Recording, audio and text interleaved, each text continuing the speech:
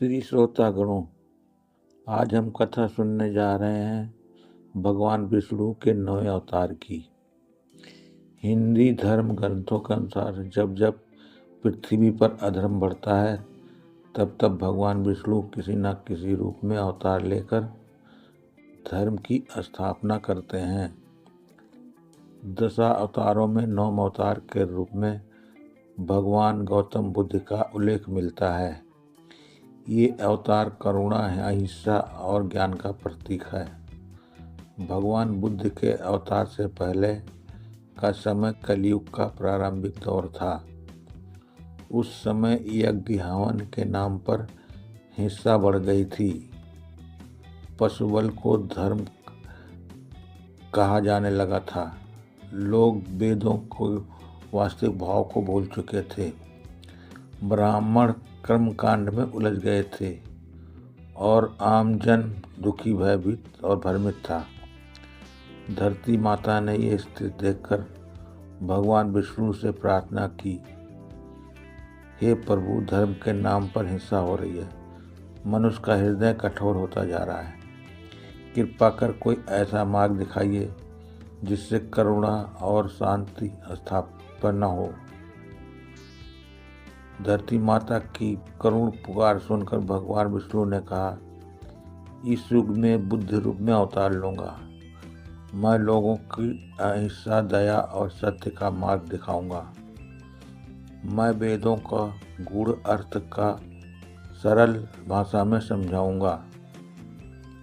भगवान बुद्ध का जन्म लुम्बिनी नामक स्थान पर हुआ। उनके पिता राजा शुद्धोधन और माता महारानी माया देवी थी। जन्म के समय ही अद्भुत संकेत दिखाई दिए थे।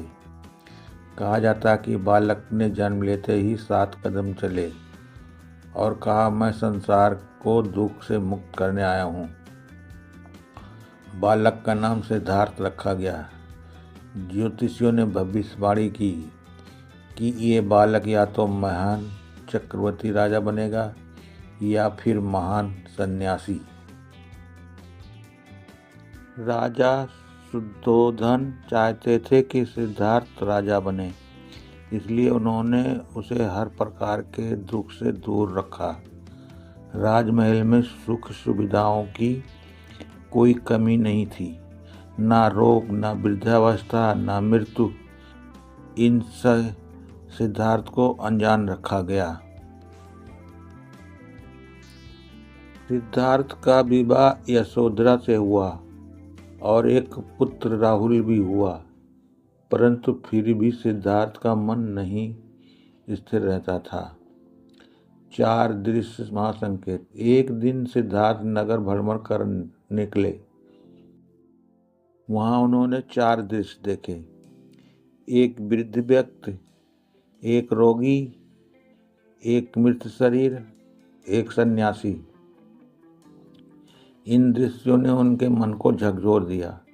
उन्होंने सोचा, यदि ये सब सत्य है तो राजमहल का सुख क्षणिक है।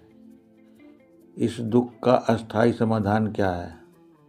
एक रात सिद्धार्थ ने पत्नी, पुत्र और राजमहल को त्याग कर दिया। इसे महाभिनिष्क्रमण कहा जाता है। उन्होंने संन्यास धारण किया और सत्य की खोज में निकल पड़े।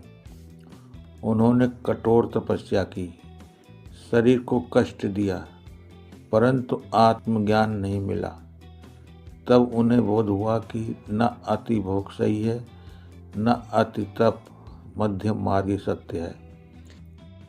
सिद्धार्थ बोध गया पहुँचे और बोधि वृक्ष के नीचे ध्यानस्थ हो गए।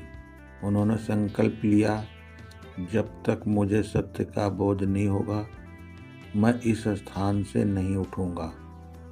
कहा जाता है कि मार, अहंकार और मोह का प्रतीक ने उन्हें विचलित करने का प्रयास किया, पर सिद्धार्थ अडिग रहे। वैशाख पूर्णिमा की रात सिद्धार्थ को ज्ञान की प्राप्ति हुई। वे बुद्ध बन गए, अर्थात जागृत पुरुष। उन्होंने जाना कि संसार दुखमय है और दुख का कारण तृष्णा है। भगवान बुद्ध ने 4 आर्य सत्य बताए। संसार दुखमय है, दुख का कारण तृष्णा है, दुख का नाम संभव है, अष्टांगिक मार्ग से दुख का नाश होता है, सम्यक दृष्टि, सम्यक संकल्प, सम्यक वाणी, सम्यक कर्म, सम्यक आजीविका, सम्यक प्रयास, सम्यक स्मृति, सम्यक समाधि। भगवान बुद्ध ने कहा, न किसी से दोष करो, ना हिंसा, करुणा ही सबसे बड़ा धर्म है। उन्होंने जाति पाति ऊंच नीच का विरोध किया, स्त्रियों को संघ में स्थान दिया। उनका संदेश सरल था पर प्रभाव गहरा। पुराणों के अनुसार बुद्ध अवतार का उद्देश्य था हिंसा रोकना, असुर प्रवृत्ति को भ्रमित करना, धर्म को करुणा की ओर मोड़ना।